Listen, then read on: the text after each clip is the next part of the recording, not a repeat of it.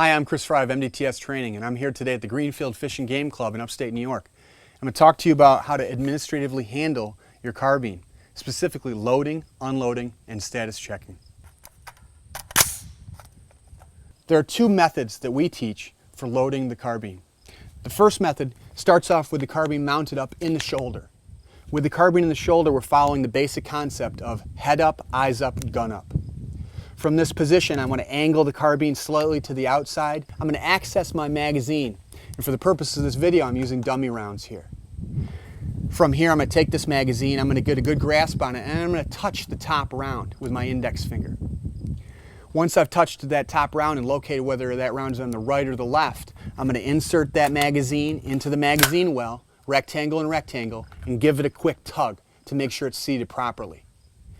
From this point, now that I've inserted the magazine, I've got to chamber the round. I can do this in two different ways. I can either use my thumb and hit that bolt release here, or I can take my entire palm. I prefer to use my entire palm in case I'm under some type of stress. So using my palm, I'm just going to slap that bolt release. Now a round's been chambered and the bolt and carrier are all the way forward. It's important now that I verify that I've chambered a round, and we've got two methods to do this.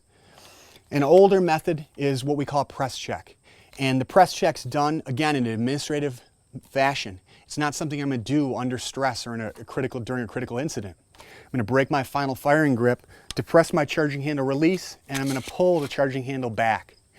Now I can visually inspect there and see if I chambered a round, or if there's no light, if it's very low light, I can take my index finger in my support hand and I can touch that round. Now that I've verified there's a round there in the chamber, I'm going to let go of the charging handle, allowing that bolt to go all the way into chamber. And just to be safe, I'm going to hit my forward assist a couple times. The second method that I status check the carbine is I bring the carbine back up into my shoulder, I eject the mag. Now I hit my magazine release button, take the magazine out.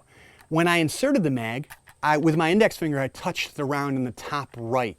Now there's a round in my top left. So if I chambered a round, it stripped the round that was on the top right off and chambered it. I can do that method whether there's full light and I can visualize it, or I can do that method in no light at all. Our second method of loading and unloading is not from the shoulder, but where we bring the carbine down under our arm here. Now this method is good for people who are of smaller stature and might not have a lot of upper body strength, so that this carbine with all the stuff that I've got on it can get heavy after a time, especially if I'm stressed out. So instead of keeping it in the shoulder to load it, I bring it down underneath my arm and I hook it into the crook of my elbow. I rest it against my torso. Now from here, again, I keep my head up, my eyes up, and my gun up. If I haven't loaded yet, I access my magazine from whatever pouch it's in, rectangle and rectangle, and using my lower peripheral vision, I get a quick visual on that magazine well, I insert, and I give it a quick tug to make sure it's seated properly. Now I hit my bolt release and mount the carbine. My weapon status check or my firearm status check is just the same with that method as it is with the first method. I can either do a press check or I can eject that magazine and feel and see which round is on the top left or the top right. Good. Safety on. Take the magazine out. Stow it. To unload the carbine. From the first method in my shoulder here, I'm simply going to, with my index finger and my strong hand, my final firing grip hand, hit my magazine release, eject that magazine from the carbine. And I'm going to stow that magazine either back in a pouch, in a pocket, or whatnot. Now I come up underneath the carbine with my support hand, get a good grasp on the mag well, take my strong hand, pull the charging handle back, and eject the round that's in the chamber, if there is one. And I lock that bolt back.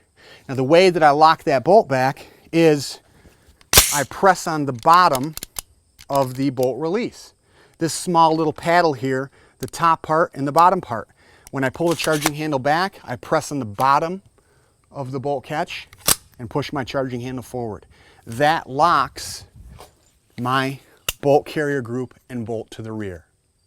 Now the last part that I've got to do to make sure that I'm safe is I want to visually and physically inspect this firearm to make sure it's completely safe and clear. So I look into the chamber and I look into the mag well and I make sure there's no magazine in the gun, and I make sure that I don't see any brass or anything in the chamber. Lastly, I physically index this to make sure that if it's low light or no light, I didn't make some type of mistake and left a round chambered. So I take one of my fingers and I place it up in the mag well, very, very quick and easy. And the second thing I do is I take a finger and I actually go right into the chamber and make sure I don't feel any brass in there. And push your charging handle forward, visually and physically inspect and show me that it's clear. It's critically important to know how to safely and properly load, unload, and status check your AR-15. So now that you know how to do these skills, why don't you head out to the range, practice your marksmanship and these important administrative functions.